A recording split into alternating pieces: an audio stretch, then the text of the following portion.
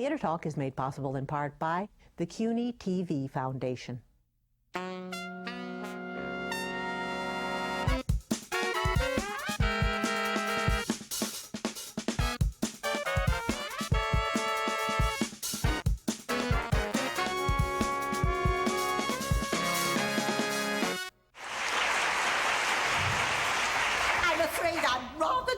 But I had a sudden presentiment that I was going to have a puncture, so I went back to pick up my pump. And then, of course, I didn't have a puncture at all. From New York City, this is Theater Talk. I'm the show's producer, Susan Haskins. And I'm Michael Riedel of the New York Post. When people ask me, what must I see on Broadway this season, I say you must not miss Angela Lansbury in Blithe Spirit. And I'm so happy that she's with us tonight. Welcome, Angela Lansbury, to Theater Talk. Thank you so much. Yes. Now, it's true, everybody is talking about this performance as Madame Arcati in Blithe Spirit, particularly this extraordinary dance that you do. Now, you're playing a medium in this famous Noel Coward play, and you contact the spiritual world. And as you get yourself sort of revved up to talk to the other side, you put on, I believe it's an Irving Berlin song, Always. Always, that's right. And then you launch into this extraordinary bit of choreography. Is that yours? Yes, it is. I was given leave to do this by the director, Michael Blakemore. Blakemore, but also by Noel Coward. Really? In his stage direction. It says in the very fine print, italics, she begins to do an aborted dance, a little aborted dance. Now, those simple words clicked in my naughty brain, and I thought, here's a chance to show how she attracted the spirits. What she wanted to do was to create a mood in which the spirits would come and that she would be able to achieve what she set out to do, which was to bring about the appearance of a ghost. Well, she wasn't always successful, and she was very unsuccessful, in fact, but nevertheless, this was her style of doing having a séance. It's nobody else's, but it's my version of Madame Arcati. We should say, for those who don't know the play, you're the town's renowned eccentric and medium. Well, I am, yes. I come from London. I'm a new resident in the area, and they invite me because Mr. Condamine, who is the host for the evening, has met me on another occasion at some kind of a spiritual gathering, and also she's a writer. She writes children's books. Yes. So she has an extremely interesting and creative and rather whimsical mind, to say the least. Well, that whimsical is a great description of this dance. Now, do you change this choreography every night, or is this like, you know, Bob Fosse or Michael Bennett choreography? You've set it in stone and it's been written down for future productions? No, it's different every night. It depends on what I've had for dinner, what my bones are feeling like, and my muscles. And no, I like to feel that I can change it. Because there is no choreographer, it's up to me, and I create it in the first place. Well, the one I saw, you were almost doing a Cheetah Rivera leg lift. The leg went very high the night I saw the show. You said that, and I don't even remember it, but I probably couldn't walk the next day. Don't believe it. Did you, in your travels through show business, did you ever meet Noel Coward? I did meet him very briefly, sadly. But back in the 70s, I would have said. I met him at the Plaza Hotel at a wonderful reception in which he and Marlene Dietrich were being feted. But other than that, I never had the chance. Any impression he made on you, or any memories? Not really. No, I know that he came to see me in various shows. And I wrote in his diary that he had seen me in, for instance, in Dear World, and had loved the performance. And of course, Dear World was really kind of akin to Arcati in a way, because she was an eccentric. Yeah, that's right. And also embodied a lot of the movements which Donald Sadler gave me for Dear World, which I have remained in my sort of, you know, my muscular makeup. Those movements were always there. So I used them for Arcati. Interesting. Actors always do that, you know. We always retain all these things somewhere in us. The first Madame Arcati, I believe, was Margaret Rutherford, the great British actress. Yes. Did you see her movie version? No, I did not. And I saw a picture of her. I have it in my dressing room, in which she's wearing a shirtwaist and a long skirt. Now, I had a whole different take on Arcati, which was that she had probably been a very brilliant student. She'd probably gone to a women's college in England called Girton, in which a lot of the sort of gym teachers and teachers, period, they were all trained at Girton. And that's why she has this very kind of militant way of talking, and everything's for the team and all this. And and she came out of it with that. But she also had this artistic side to her, which allowed her to become this writer of children's books, which are and romances. She wrote kind of romance stories, you see, which they got. I mean, no actress has a better entrance. Madam Arcati!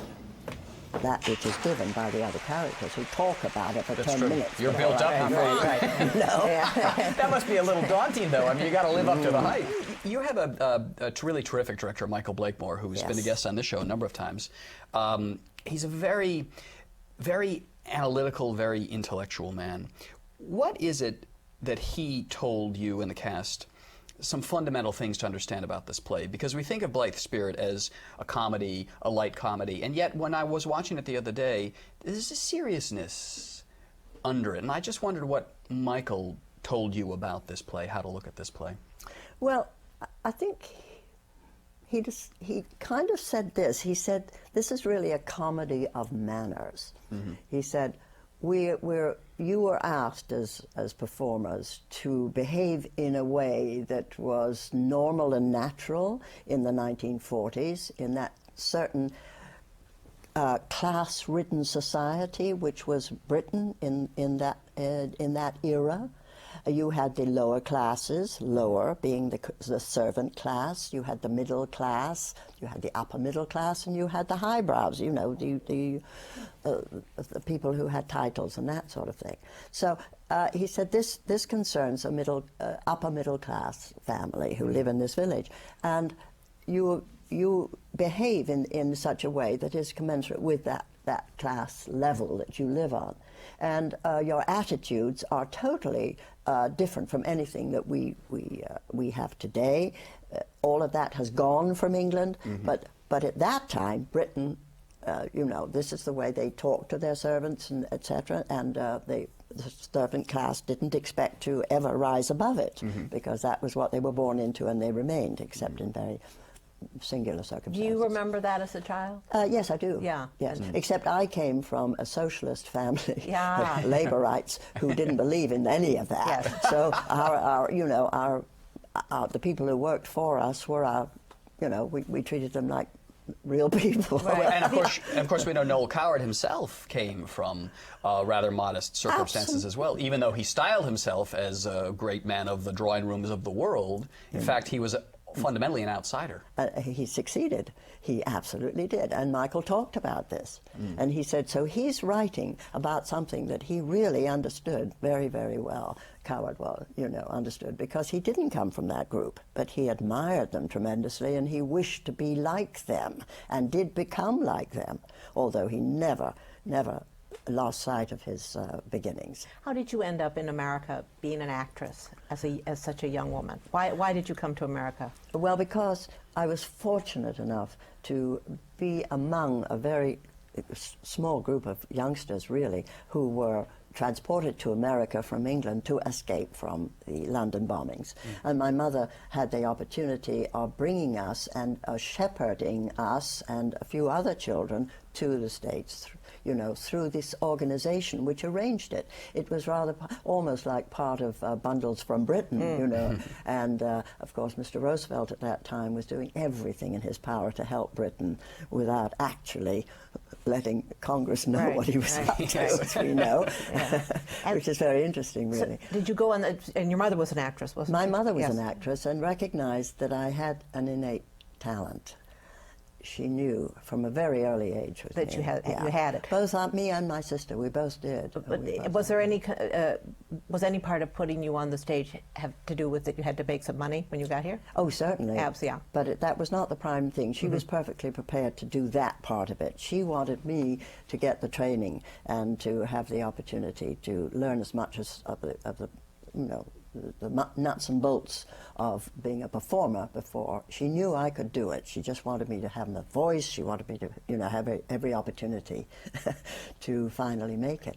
So she didn't listen to Noel Coward, who said, "Don't put your daughter on the stage, Mrs. Worthington." Exactly. That was one of the songs I used to sing. I had a sort of an act that I did, which was one of the first professional things I ever did, was to appear in a cabaret in Montreal. And I did a whole act, and in it was, "Don't put your daughter on the stage, Mrs. Worthington." I used to sing that. That's horrible. Yeah. So and other things from Red Peppers, you know, because there were a lot of Noel Coward never stopped writing wonderful material. Yeah, amazing for songs. actors. Really. Did your mother have a slight Mama Rose quality to her? None always? at all. Not at all. None whatsoever. If you had said to her, "I don't want to do this," she would have. Oh, she would have backed right off. But she had nothing to do. The only thing she did for me, you know, a real hands-on thing, was she helped me to learn and to deliver the scene from Romeo and Juliet, the balcony scene with Romeo. Romeo. She helped you deliver it. She directed you. No. Well, she helped me.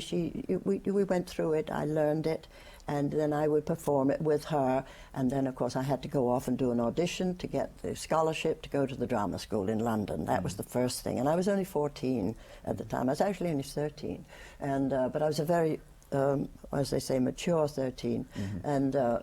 Up here I was mature because my mother had always sort of treated me as a, you know, on her own level, which was wonderful. And your father had died. My father had died, Yeah, yes. And I had to move in and sort of be her. An adult. An adult, very young. How soon after coming to America did you find yourself at MGM? Oh, well, I arrived in 1940, and by 43 Yes. I was at MGM. Didn't they kind of like look at you and say, "Oh, you have to change your look," or sort of pick at you? Well, they did, but they couldn't pick at me too much in the first place because, you know, I hate to say this, but if you come out with 2 Academy Award nominations in the first 3 years, they're not about. They were a little bit hands off with me. Good, yeah. Because they really didn't know what they had, and I was kind of an unknown quantity. And I know I was also apparently what they called today a character actress. Yeah. And they really didn't have a place for that. They had that wonderful actress. Oh God, names absolutely define me. Yes, Agnes Moorehead. Agnes Moorehead, sure. Agnes Moorehead, and a couple of other women who were very strong in the character department, but they were playing kind of dowdy, you know. Older ones. Well, I ended up playing dowdy too. Weren't you playing above your age a lot as well? Always, yes, always. And that was because they said character actress type, and that's what you do. But I was very useful, so they used to shove me into things. You clearly, even as, what were you, 18 or just, so you had substance. Do you think that's because you'd have gone through all this of course, travail in life to get there? Yes and no. I think, I don't know. I can't allow really for how I managed to pull those things off. I really don't. I just would fill the slot as best I could, you know, and it was always an acting exercise, always an acting exercise. But in those days, I have to tell you, the scripts were very well read. Written. They really were well written. You had wonderful screenwriters. You had said to us before we started taping, sort of interesting the way Hollywood worked back then, that you were an employee of the studio, right? I mean, nowadays you think an actor achieves some level of fame and power and they get to dictate the terms in this. But you were pretty much told, this is the job, this is what you're going to do. Oh, absolutely. You were under contract, they paid you every week, and they expected you to take any role that was proposed, you know, and you could fight it, and I did on a number of occasions. I went to L.B. Mayer and I said, "Mr. Mayer, why won't you let me play the role of, you know, Madame de Winter, Lady de Winter, I guess she was, in The Three Musketeers, you know, instead of playing the Queen of France?" And he said, "Angie," he said, "I want Lana to play de Winter. You're going to be a great queen." You know? Yeah. So there I was. Was it a nerve-wracking experience to request an audience with the head of MGM? You bet it was. Really? It really was. In those days, it was. You had to make that appointment a week ahead. You had to get through his 3 secretaries. He had one real lioness of a woman who was his secretary, and I can't think of her name now, but she was famous, and she vetted anybody who came in. He had an office in which you had to walk down. It's rather like visiting the Queen or somebody, because he had a white desk at the end of a long corridor, which was the office, you understand, and you had to walk down that and right up to the desk. You had to walk up to that big desk, and yes. did he have the cigars? We imagine him sitting there? Well, I don't know that I never saw him with a cigar, oddly enough.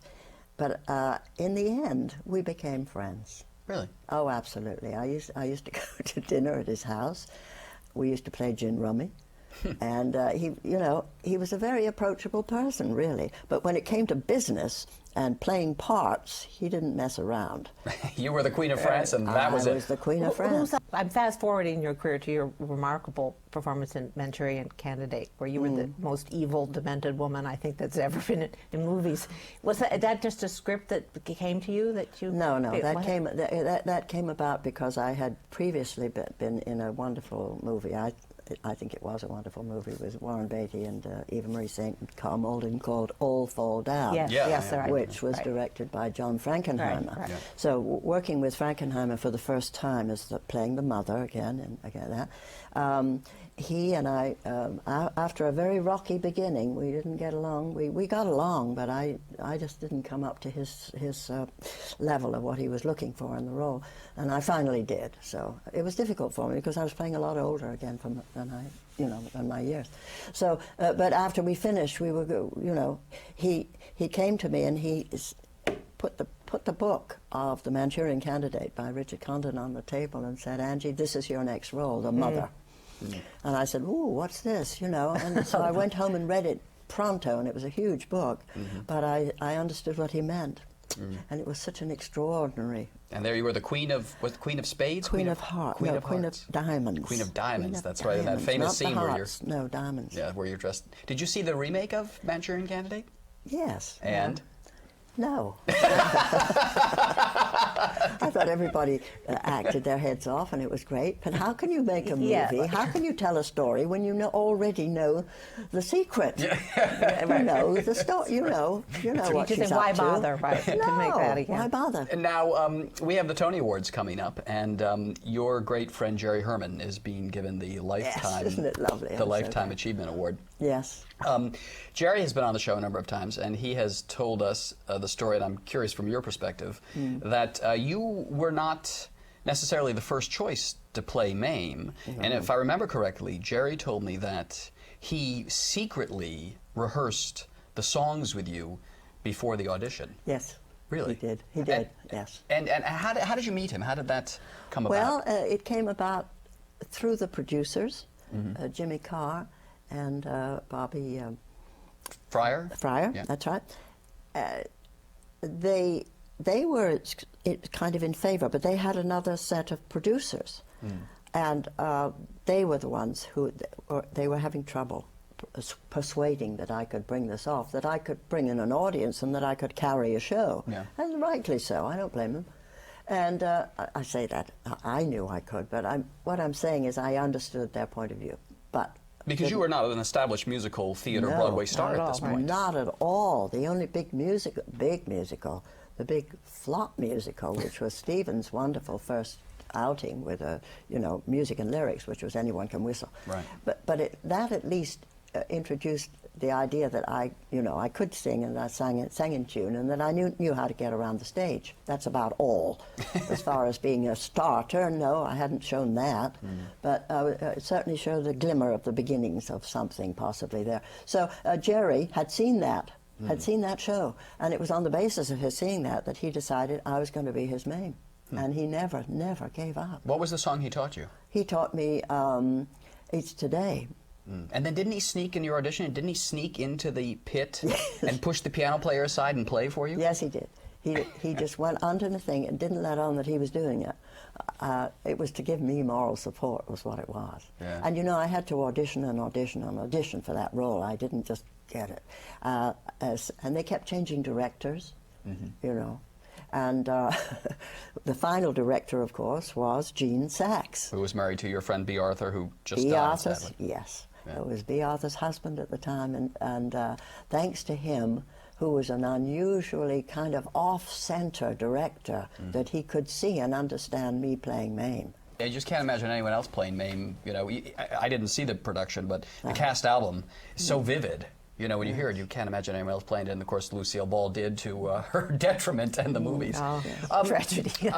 I know you were great friends with Bea Arthur, and you kindly spoke to me about her for a piece I did. That friendship came about because of Mame, right?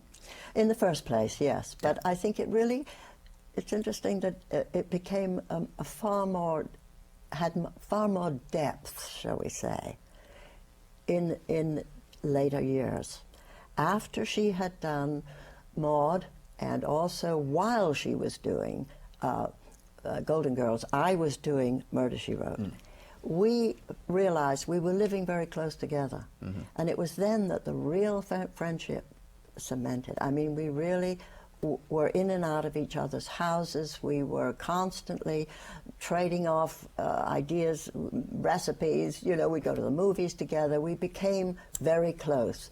And I valued that friendship more than I can tell you, because I really hadn't understood who this woman was when we were doing Mame. Because when you're doing a big show like that, and I was the #1 star in it, she had wanted to play Mame. Really? She Oh, did? yes. Oh, yes. Oh, yes. Huh. And naturally, I don't blame her, you know. I mean, actually, when you think about it, her looks and her attitudes and so on really would have lent themselves in a very interesting way to Mame. Yes, but then who could have been Vera Charles? Well, indeed, I couldn't have been That's Vera right. Charles. I mean, it would be No. skewed off, right?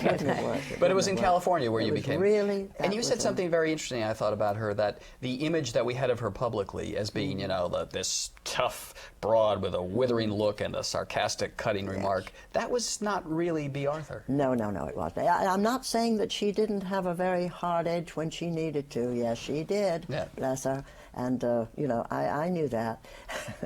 But, and I, you know, she'd make me, I'd be on the floor with laughter sometimes, I think. But nobody could tell a funny story like Bea. But there was a softness to her underneath it Oh, all. bless her. Oh, very much so.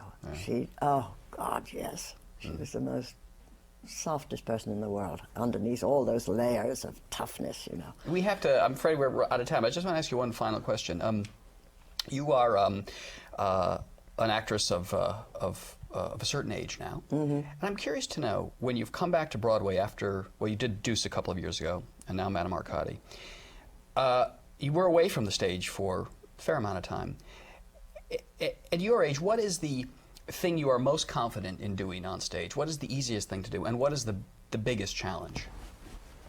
What is the easiest thing? Well, for me, acting is easy.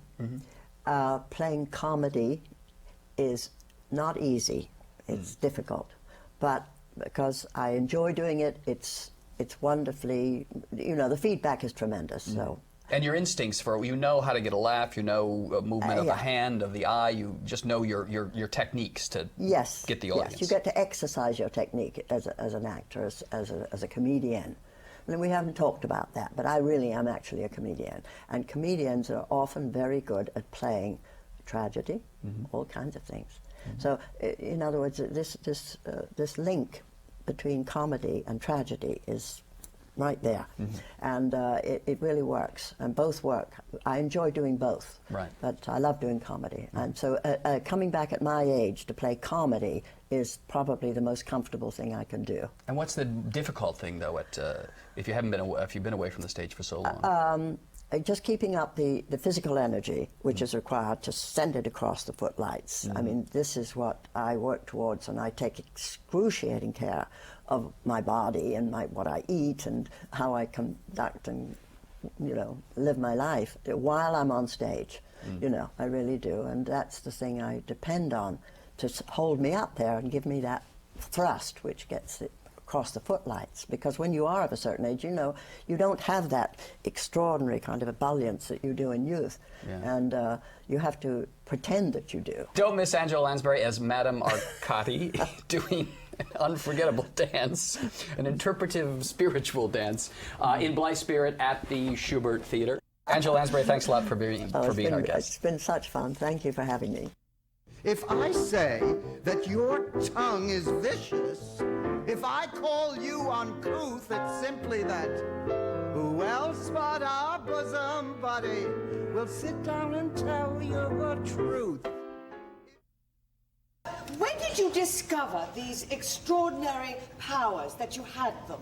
Well, when I was quite tiny. You see, my mother was a medium before me, so I had the opportunity of starting on the ground floor, as